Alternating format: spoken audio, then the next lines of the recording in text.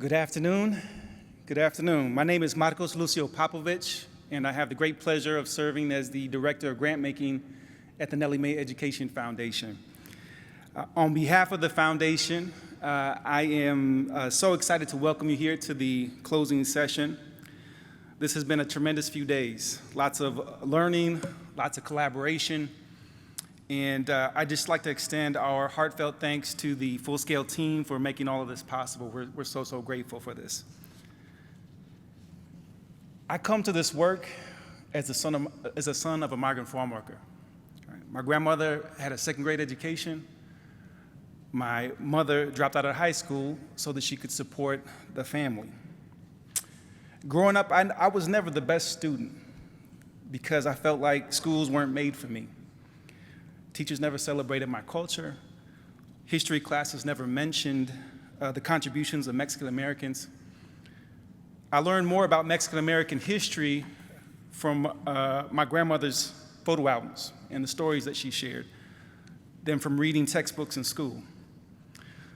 Pictured here is my mother at age 3 holding some turnips, and at age 13 picking tomatoes with my grandmother in some fields in Ohio, where I grew up.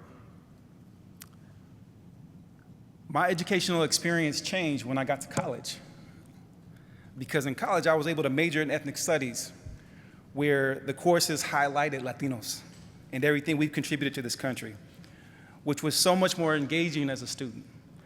I could see myself in the content, right? It's like looking into a mirror and seeing your reflection and having a clearer sense of who you are and where you come from, right? If you look into that mirror, if you read that textbook and you're not there, it's like looking into a mirror and not seeing yourself, right? So you don't know who you are. It can be a disconcerting experience. But I could see myself in the content. There were advisors and professors that provided targeted support and made me feel like I belonged there. There were student organizations like the Latino Student Union that gave me a space to use my voice to address issues that students were facing on campus. And this all really allowed me to flourish, and I became the first person in my family to graduate from college. And this experience continues to inspire the work that I do today, which is to support efforts that ensure all young people have access to quality education and the supports needed to thrive. So at Nellie Mae, we recognize that innovation is happening all around us, driven by leaders, by advocates who see firsthand how we can do better to meet the needs of all students. Each year at Nellie Mae, we convene a speakers bureau made up of advocates and leaders so that we can learn from them and support their great work across New England. We titled this session, Igniting Minds, Illuminating Transformation, because our goal is to shed light on where and how progress is being made and inspire each of you to continue moving the work forward in your respective communities. So over the next hour, you'll hear directly from our speakers through a series of Luminary Talks. They'll recount how to bring communities together, break down barriers, redesign systems, and advocate for change in a turbulent environment, with lessons each of you can take back to your work. So let's get started. Some of this innovation that I've referenced is being driven from the top by school leaders who are advancing their principles through structures and their staff. I am thrilled to introduce our first speaker, Dr. Medria Blue Ellis, founding principal of the Engineering and Science University Magnet School in West Haven, Connecticut.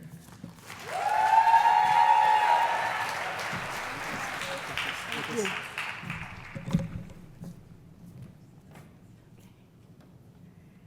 Good afternoon.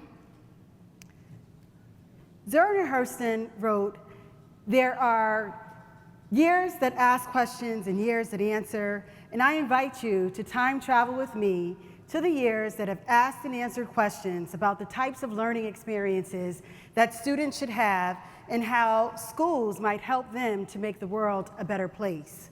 We began at Howard University in the 1990s. This is where I met my husband of 30 years, but this is not a love story that I'm here to tell. This is when I discovered that what students learned in schools could be vastly unequal.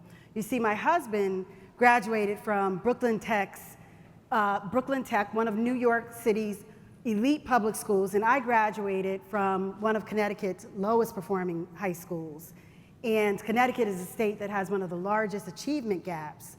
I was amazed by how much my husband and his Brooklyn Tech peers knew before even setting foot on our illustrious campus.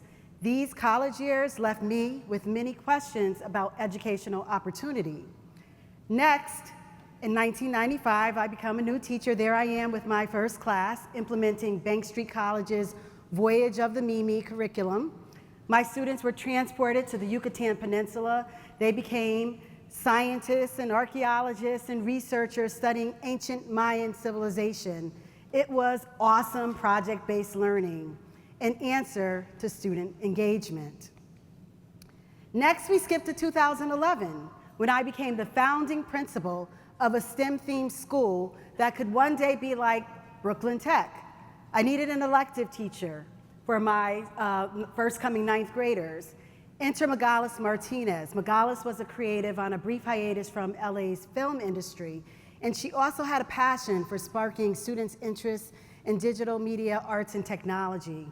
Magalis didn't need a scripted curriculum with expeditions or assimilations. Instead, she shaped the learning experiences around providing deliverables for a real client, the Yale Peabody Museum. Students worked enthusiastically to meet deliverables for the museum's upcoming exhibit, Big Food, and they created a documentary, marketing materials, and different things to teach their community about the value of healthy eating. This experience provided me with answers about student engagement and led our school to adopt the practice of working with real clients where possible. Years later, my school was approached by a client to create a swing for a 7-year-old with a rare medical condition who needed an oscillating swing to learn. My students designed the prototype, and their market analysis revealed that the motor alone cost $10,000. It was then that they had to face an uncomfortable truth about the complex relationship between innovation and capital. Due to the rarity of the condition and the resulting market limitations, the swing project, as we called it, it couldn't be funded. And so my students learned they had the skills and the empathy to innovate, but that wasn't enough. And so those years left us with questions about who gets to benefit from innovation. In 2023, I served as a Fulbright leader for global schools in Singapore. There I saw how the Ministry of Education embeds real problem solving into the curriculum, allowing students to address issues that matter to them in our interconnected world. I visited several schools where students were working on problem solving through STEM. In one school, students worked on the rooftop garden and they addressed food insecurity. In another school, they were studying the black soldier fly to address food waste. So I ask you, with a quick show of hands, how much of your students' work connects to solving local, national, or global problems? Just a quick show of hands. Any educators in the house? Good. Because when students work on issues that matter, they can learn to make a difference in the world. So next we skip to 2011. Whoops, I'm sorry. Go long way there. Okay. So the Swing Project and the Singapore Fellowship influenced me to rethink how I have recruited students into STEM trajectories. I now believe that the loudest message that students should hear is service to all mankind. At my school, we have adopted a theme, Ubuntu. I am because we are. And I recently added a story rooted in the philosophy of we. In 1965, 6 students were stranded on an uninhabited island in the South Pacific. How many of you have heard of Lord of the Flies? That novel? Okay, we teach that. So these 6 students were also shipwrecked, but they didn't act like the students in Lord of the Flies. Instead, they created homes, built gardens, created entertainment, and lived harmoniously until they were rescued. I asked my teachers to be mindful of the stories that we tell students about human nature and mindful of the stories that we tell them about themselves. So for over 15 years, this school that I founded has become one of Connecticut's highest performing and most diverse STEM schools, where students thrive in project-based learning, real-world problem solving, and college success, with over 70% retention and 15% of our, we are ranked number 15 in the state for college readiness. So we're answers, thank you, thank you. We're answers to many of those questions that I raised earlier. So although I'm very proud that my students will be the next engineers and future innovators, what I want most for them, my greatest hope, is that they will live by the values of Ubuntu. I am because we are. And what I hope for myself and for you, those of you who work with students, I hope that we can provide students with the experiences to develop empathy and the desire to help others and the skill set needed to do that, and they will make the world a better place. FullScale, and all of you, I thank you.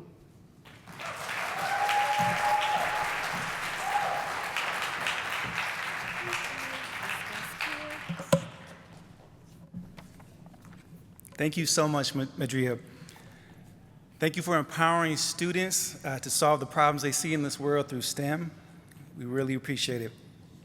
Not only is it important for leaders to model what just, equitable schools look like, it's also important that students have a hand in shaping this for themselves. To speak to this, I'll welcome to the stage Dr. Aria Coburn, Executive Director of School Leadership for Hartford Public Schools in Hartford, Connecticut.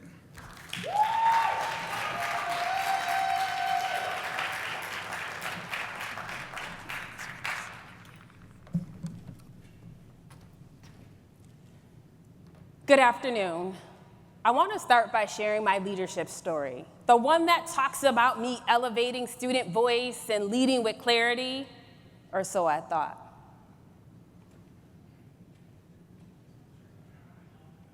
I start with this picture of my leadership team here, and we are laughing and we are smiling. We're standing in front of the mission statement. We've got our Juneteenth shirt on, and we are cultivating student diversity and identity, and we're checking a box.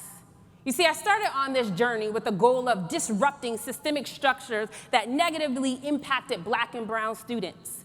And I, like many of us in leadership, I had an internal checklist, this checklist that I used to measure how well I was doing with elevating student voice and belongingness.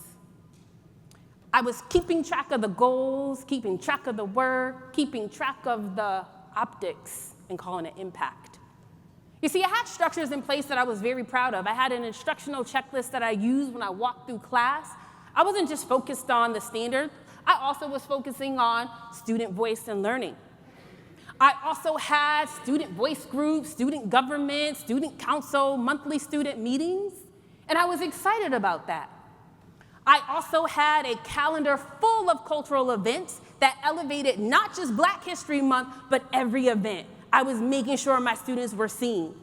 I had classrooms with books by Black and brown authors. They had posters on the wall that said, Black Lives Matter, all voices matter. In this class, in this building, we believe. I was keeping track of the goals, keeping track of the work, keeping track of the posters on the wall, and missing the protection that my students needed. Because while I had all these great structures, things were happening in my building. I had a Confederate flag show up on the campus of my building. I had a teacher use the N-word with a hard ER as a teachable moment. I had students walking in the hallway using racial slurs and left unchecked. I had teachers creating lessons that left students hurt. And what was I to do? When I was faced with those moments, I led from a place of neutrality. You know, the one that sounds like, let's unpack this situation. Wait a minute, what are our norms? Hold on, let's let him speak first. Wait a minute, let's understand this perspective. And my favorite, we might have to agree to have non-closure on this topic. And then it hit me one day. I had just given a speech about a racial incident that happened in my class. I was walking down the hallway and I made eye contact with a student. She looked at me, I looked at her, and I smiled, and she gave a look back. In that moment, she spoke her truth. In that moment, she challenged mine. In that moment, she challenged my authenticity. I wasn't being real. I had to pause. I had to think about this internal checklist that I had and match it to what I really believed student voice and belongingness was. I share those stories from my earlier years when I started off as an administrator.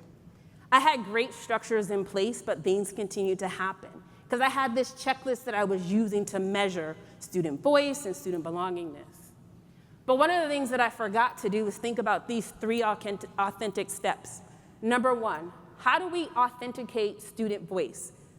We provide raw, unscripted opportunities for students to share their voice. When we go in class, yes, we should be concerned about the standards, but we should also be asking, when's the last time you felt seen? When's the last time you experienced a lesson and you felt like you belonged?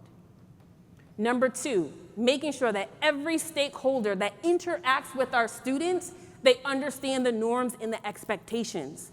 I had moments where I had guest speakers come in and substitutes, and they allowed stuff to happen that allowed my students to have an experience that was undesirable. So we had to create a set of social norms and expectations so that people knew that anytime you interacted with students from my building, this is how we proceed. That is very important. And number 3, I share this picture of Jocelyn. And this is the 3rd one, which is most important. When we're giving out surveys and we have our student panelists and we're getting student voice, we have to honor what the students tell us. And so this was Jocelyn. She was in 6th grade. She's now in 11th grade. And I remember seeing her in the cafeteria. And I had gone up to her and I said, "Hey, Jocelyn, how's it going?" And she looked back and she said, "Not good." And she started to cry. But the part that hurt me the most was the class that she hated the most was crew. Now, crew is an advisory. It's supposed to be your home away from home, the class where you feel seen, and she hated that class. And I asked myself, what was I to do? So I took on a crew. I pulled in Jocelyn and other students who were not experiencing school in a great way, and I kept them for 3 years. As a principal, I had a crew. Because when students give us their voice, we have to honor it. And so while these 3 moves are not the only moves that we have to have, it does push us to think about, are we simply using a checklist that checks off the box about student voice and belongingness, or are we making it real? Thank you.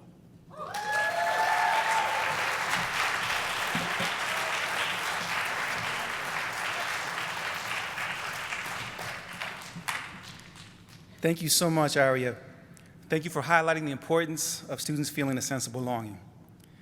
Beyond the classroom, a variety of programs are helping meet students' needs that aren't addressed through our education system. Please help me welcome to the stage Ellen Pinnock, Director of Community Engagement for FAB Newport in Newport, Rhode Island.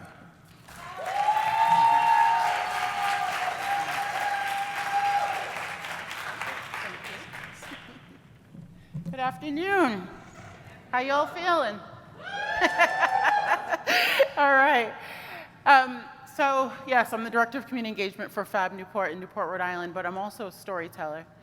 And I feel like sometimes getting to the heart of the issue, telling a story is the way to go. So that's what I'm going to do. I'm going to tell you a couple stories today. Because stories are powerful. And too often, though, stories that are told about Black and brown youth are stories of deficit, of low test scores, of bad behavior, of just never being enough. A couple of years ago, the Rhode Island Department of Education came out with their report card and labeled our middle school a one-star school. And what kids in that school heard, especially the Black and brown kids, was that they weren't enough, that the school was a one-star school because of their low test scores, because of their bad behavior, because of their inability to be able to study and retain the information and then regurgitate it. So you can imagine what that did for the morale of those kids. Shortly after that, I was at a meeting with the principal of the time, and he started to talk about how all of these kids were just really super angry. They were so mad to the point where some of the kids had gone to the dean 50 times in 52 days. And I remember how heavy that felt in my spirit, because if a child is going to the dean 50 times in 52 days, that is a cry for help. And that should have been a red flag to any adult that was around. So instead of critiquing and criticizing, I offered help, and I had run some listening sessions with high school kids prior, about 2 years prior to that, to help with absenteeism and truancy, because again, that is another outcome. That is not a problem. So I offered to do the same thing at the middle school, and surprisingly, he agreed. So I started to go in, and I started having conversations with these kids. And right away, as a mama bear, as Mama Ellen, as someone that loves kids, the first thing I noticed was that these kids needed love. And so I named the group the Heart Club. And originally we had 10 kids that they called Tier 3 kids.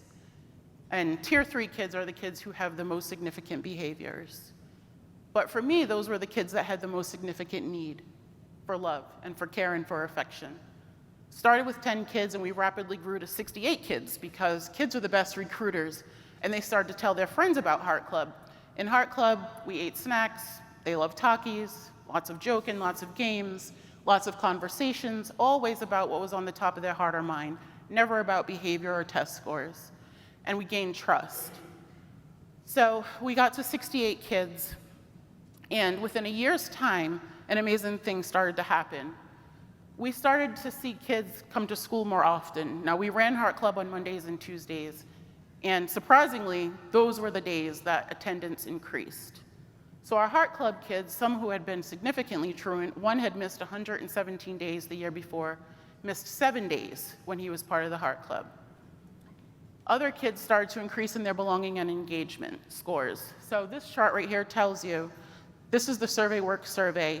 What you see in red are the Heart Club kids. So our Heart Club kids were in the 80s and 90s when it came to their belonging and engagement, whereas kids who were not in the Heart Club were down in the 20s and 30s. Heart Club was also a space where kids felt like they could be kids, where they felt like they could be themselves authentically. And really, that is the heart of the work that we do at Fab Newport anyway. So what I was doing was bringing Fab Newport into the school, because I was there during school hours. And it was not an easy task to get into a school and work with kids during their core learning times, but we did it anyway. This young lady that you see up here on this chart, on the graph behind me, her name is Kiki. And Kiki is what I call an OG Heart Clubber, because Kiki was one of our first. And Kiki is the most brilliant, loving, outgoing, engaging young person I think that I've ever come across. And one day Kiki showed up to her Heart Club session, and she was by herself. Her 3 friends were absent that day for illness or a variety of reasons. We asked Kiki if she wanted to stay because of the adult-student ratio, and Kiki said absolutely. So she stayed, and we decided to name that moment the Day of Kiki. So my partner Chris and I, our Chief Empathy Officer, we took our full 24 minutes and just poured into Kiki. We told her how phenomenal she was, how much she contributed to our lives, both in school and outside of school. And at the end of those 24 minutes, Kiki looked up to me and she said, "Miss Ellen?" And I said, "Yeah, Kiki." And she said, "You know, maybe I am smart." And I said, "Kiki, what do you mean by maybe you are smart?" And Kiki said that up to that point, only her parents had ever told her she was smart. And Kiki was in 5th grade, so she had been in school since kindergarten. And she said that she thought that they had to say that because they were her parents. But since I was telling her, she could believe that she was smart. And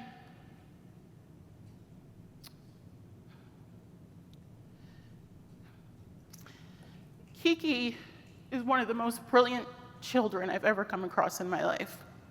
And I remember thinking, like, maybe that was a moment that I should have celebrated a little bit or something, because it showed what I was doing was create an impact. But instead, I had to go to the bathroom and cry, because here was this brilliant, brown, beautiful little girl who contributed so much to so many lives just by her presence. And I wanted to know why the hell nobody had ever told this child that she was smart. Why no one had ever made her feel like she belonged, like school was a place for her to grow and become something. And of course, there was no answer. I knew the answer, though, because because as a black woman from Newport, Rhode Island, I know what it's like to feel like you're in a space where nobody wants you and nobody sees your qualities. So I absolutely identified with what Kiki was going through. Today, Kiki is in 8th grade, and she is a cheerleader, and she is a basketball player, and she is an absolutely phenomenal kid. And she continues to strive in an environment that was not built for her. Although the accountability of not thriving is on her shoulders in a system that wasn't created for her in the first place. But Kiki's gonna make it because I'm gonna make sure Kiki makes it. And the people around her, her family, and other people who will see Kiki for what she is gonna make sure she makes it. What I wanna say to you all today, as we're considering illuminating minds and lighting pathways, is you go off and you go on and you light the pathways for whatever individuals you work with, young people, kids, in school, out of school. I'm gonna ask you to shine your light a little brighter and remember the kids who are in the darkness. Remember the kids who are in the shadows, because those are the kids that need you the most. Thank you.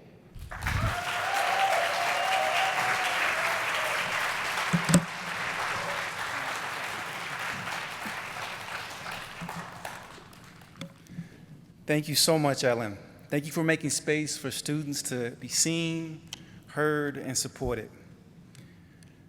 We all play a pivotal role in supporting our young people, particularly creating positive experiences for students who are consistently overlooked or not served well by our schools.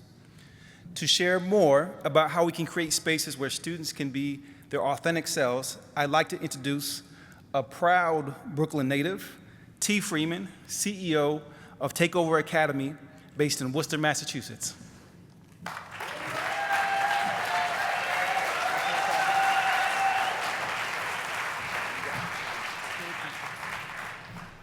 How y'all doing today? How y'all doing?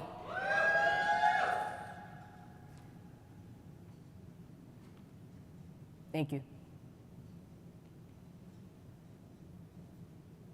Dream, create, reimagine. Black girls have been theorizing equity long before the field even named it. And if equity is the goal, then black girls, they must be the blueprint. After-school centers are historically designed as equitable spaces to close gaps, extend learning, promote access. However, for black girls, in order for it to be successful, it requires the vision and participation of them all. Black girls should be and can be engaged as co-designers of programs, methods, and strategies, all things that shape their experiences and access. Because for black girls, these programs are often prescribed and reproduce the same inequities that they claim to address. Frameworks guiding equity currently today in the youth development space, they rely on logics of control, measurement, mediation, all things that deny the humanity and the wholeness of black girls.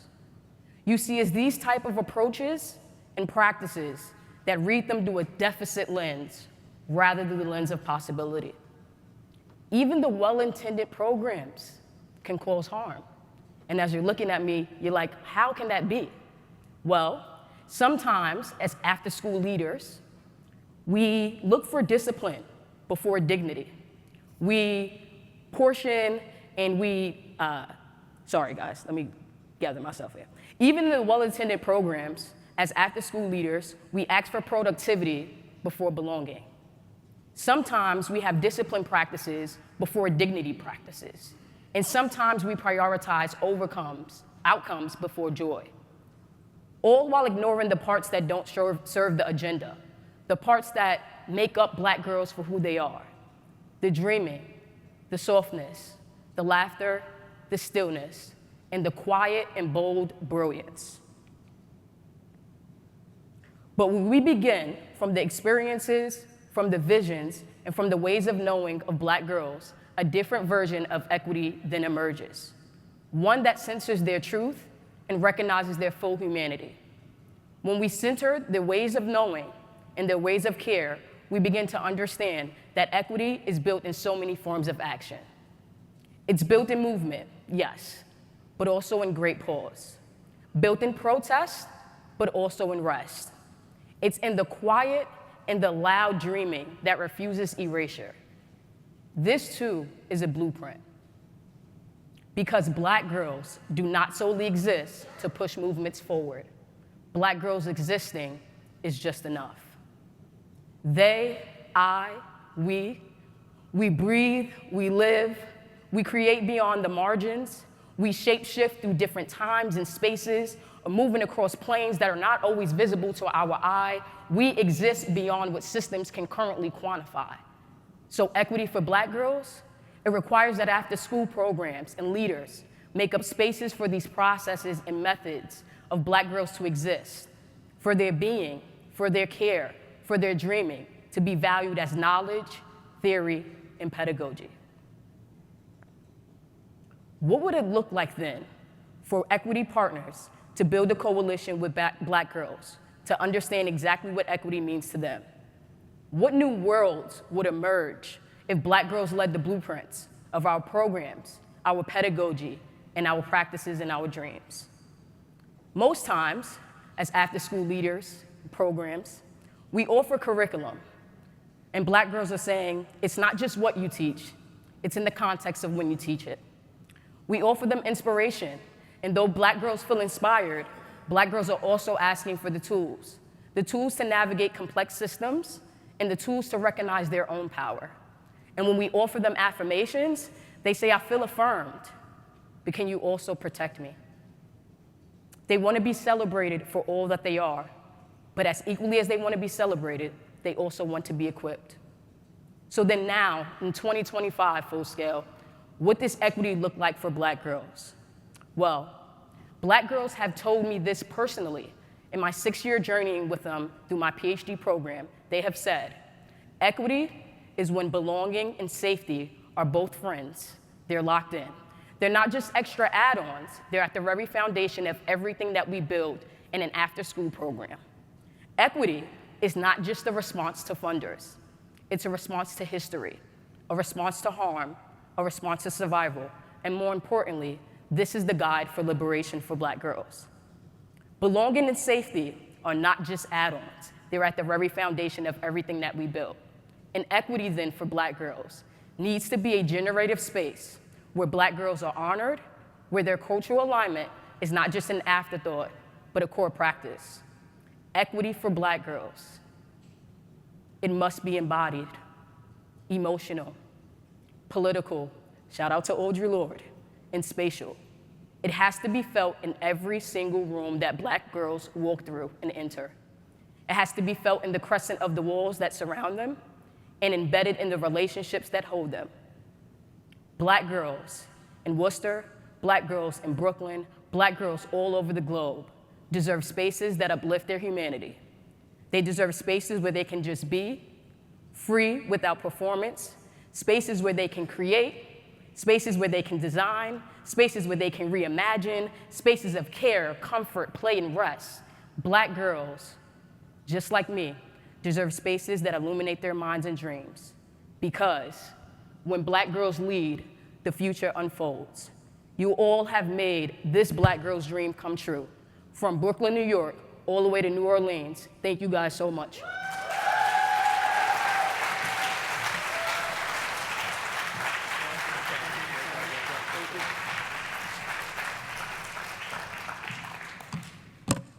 Thank you so much, T. Thank you for not only creating programs with Black girls in mind, but including them in the design process itself. Last, but certainly not least, families and communities play an outsized role in determining the trajectory of a young person's life. These support systems and learning how to tell one's own story can help overcome systemic barriers as young people navigate the education system and beyond. Please help me welcome our final speaker, George Greenidge Jr., Executive Director of Greatest Minds.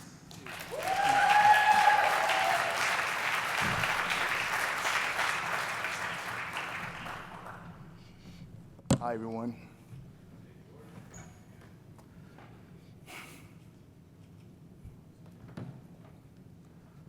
No weapon formed against me shall prosper. It won't work. Those are the words my grandmother used to say to me right before church and after church. And I never knew what that meant. But now I do, because I run a nonprofit called Greatest Minds. Greatest Minds is committed to advancing a strategic college-to-career pipeline designed to support Black and minority students.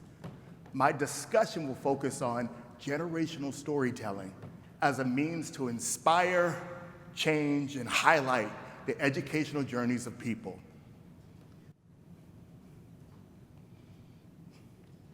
Why do we have these generational stories? We have them because they're about grit, they're about determination and success. With affirmative action being reversed by the Supreme Court, what protections do we have for our young people? This is the question I've been pondering. You know, I had this conference called Generations where I brought together 150 people, Generation X, Generation Y, baby boomers, matures, and you know those millennials, right? You know, the ones that keep on asking questions when they want to do things. I brought them all together last year to have these kind of discussions about what it is for them to get the next generation, but also how can they continue to succeed and go for the gold in education. That's the question I have. You know, all of us weren't born with a silver spoon in our mouths. You know, legacy admissions and all those other things. But when we got all in the room together, there were certain things kids just didn't know. Affirmative action. What's that? What's Jim Crow? Redlining. What you talking about? I'm not getting my hair done. These words were things that weren't in the young people's lexicon. And so what I decided to do was to put together a conference to bring all those young people together with older people to have those kind of discussions. Whew. Let me tell you about these stories, and I'm going to give you 3 just to ponder your mind, and they're very educational. The first story was about a man who was mature. He was born in the 1920s. He didn't get into any school in the Boston area, so he had to jump on a bus and go to Claflin University down south. And in order for him to be able to go to school, he had to rely on his mother's heart and his quarters that she saved up, but also the grit of his coach, his basketball coach, that told him he can do it. The second story is somebody that was, you know, we call them a baby boomer. Those are the ones that were a part of the educational pursuits of the Boston public schools and desegregation. Let me tell you about that. In the 1970s and 80s, this young lady told me her stories about being the first one on the bus and getting rocks thrown at her, racial slurs thrown at her. She sat back and told me those stories, and I couldn't believe it. But she told me I was here to make sure my people survive. And the last story was one of my students. She's a DACA student. You know, she talked about being a student and her parents carrying over her head to come to this country, to be able to get the education and pursuits that she needs. These are the stories that live within us in my generational project that I talk about. So these stories are educational. They're personal stories. They're stories of grit, determination, and things that we all look a part of. Some say, as my grandmother would say, a closed mouth doesn't get fed. You know what? That's what we got to hold on to. You know, I had a professor and a college president who was next door when I went to Morehouse College. Her name was Janetta B. Cole. She was an anthropologist, and she would always start off her speeches like this: there are sheroes and there are heroes, and I welcome them all to tell those stories. These are very important, especially in these times right now, because we need that intellectual arsenal. You know, no story can survive without our voices of our community talking about that. This is the way that we're able to build the next generation of civic leaders. So today, I want to close with another quick story, a fable, an African's fable, that someone told me long ago. There were these 5 young boys that were living in a village. And you know what? They were very mischievous. And you know what they do? They love to play tricks on everybody. They loved it. But there was an old man on top of the hill. He couldn't see too well. So, of course, the boys had a great trick for this old man. They said, hey, we just found a bird, okay? And what we're gonna do with this bird, we're gonna trick that old man. And this is how we're gonna trick him. You know what we're gonna do? If the bird is in our hand, right? What we're gonna do is that we're gonna ask it, is this bird alive or not alive? But we're gonna trick him. We're gonna say this to him. If he answers that the bird is alive, we're gonna crush the bird. But if not, and he answers the other way, we're gonna let the bird free. So the boys loved that, and they ran up to the hill, and they waited for the old man as he sat back, and he looked back, and they said, hey, crazy old man, we know you can't see too well. We have a story for you. We have a bird in this hand, and we want to let you know, ask us, wise old man, is the bird alive or the bird is dead? So the old man sat back, looked around, and said, after giving them a pause, the bird is in your hand. They go, what do you mean? I said, is it alive or dead? He said, no, the bird is in your hand. So remember that. Our educational journeys, our lives, and also our histories of how we bring people together, it's in all our hands. We can either crush it, we can embrace it, or we can let it go. That's the story that I have for all of you today as we go full steam ahead, is that we must bring these people together of advancing our young people through the group like Greatest Minds, my beautiful kids that you see there, is committed to advancing the strategic college to career pipelines designed to make Black and minority students be the best that they can be. No weapon formed against me shall prosper. This is the weapon of our community and our family that will give us salvations. So everybody, I want you to raise your hand like this, please. And I want you to think of your grandmother. Marcos, think of your grandmother. Think of your grandmothers, and guess what? They were always right. I thank you.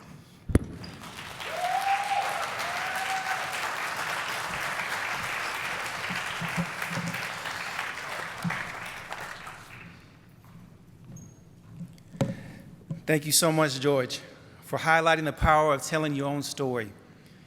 Keeping and sharing generational stories has been such a huge part of my life, and I appreciate you leaving us with that wisdom. As we've seen over the past 3 days and heard from our speakers today, innovation and the bright spots are all around us. As you travel home, I want to leave you with this. You are uniquely positioned to make a meaningful difference in the life of someone close to you. It could be through your work, through your community service, through your friends, or through your family. That first step might feel small, but with passion and commitment, it will all have an outsized impact. Think about how you can take what you've learned this week and engage folks at every level: school leaders, educators, community folks, families, and students. Think about how you can engage them to create and sustain systems grounded in justice, equity, and support. Just as we hope these speakers inspired you today, know that each of you have inspired us. Thank you to our speakers for sharing their stories with us today, and to all of you for joining us. Thank you so much, and take good care. Please welcome back Virgil Hammonds and Dr. Beth Rabbit.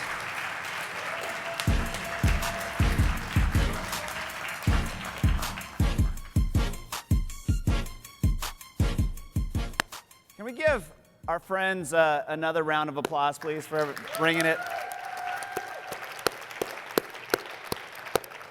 Like I said before, it's just been a real honor to get to know them over the last few months. And much like each of you, the piece that, yes, I'm going off script. The piece that makes this so special is that you get to meet individuals like these 5, and each of you and those that have already departed. You get to see how they lead with humanity, and what we learn is that when you do that, you actually lead towards a greater impact with greater intentionality when your purpose and your humanity is front and center. So thank you for sharing. Thank you, each of you. It's just been, continue to leave here inspired. But when we do that, we also have the opportunity to center our learners in new and exciting and equitable ways. Appreciate that. Thanks again for sharing.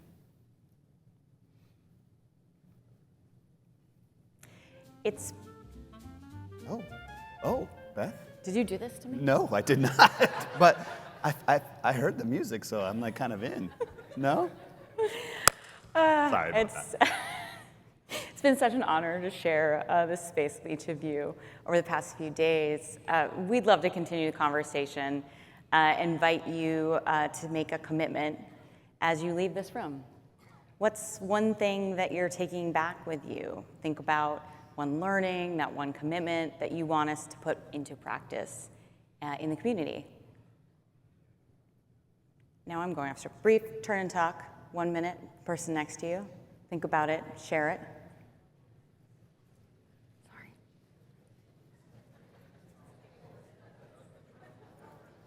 If you're an internal processor, just take a moment.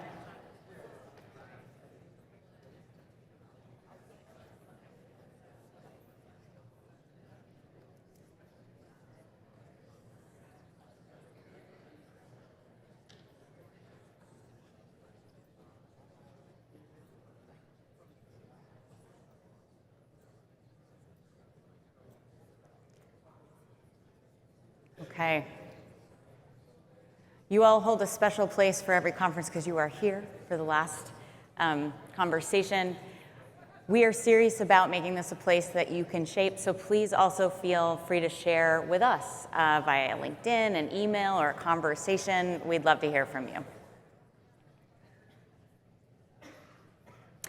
We also are aspiring to make the symposium better and better each year. This is our first symposium at FullScale. High five, high five. And we can't get better, though, without feedback from you all.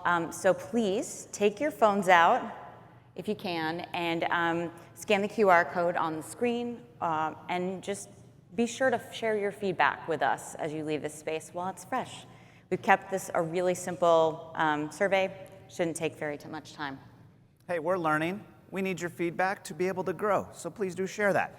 But it's been an incredible 2 years here in New Orleans, and we're actually excited to share what will be next. We'll be convening next. It's going to be an incredible time. So let me give you some hints. This is a place with an incredible art scene.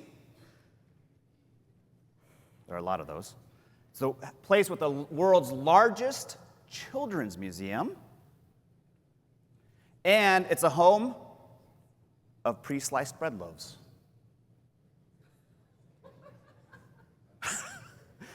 And that is, we can't wait to see you. Does anyone have any guesses? Let's go. Let's go. See you guys See you there. again, Thank Andy. you. You all are amazing. Thanks for joining us and stayed in the very end. We appreciate you, love you. See you next year.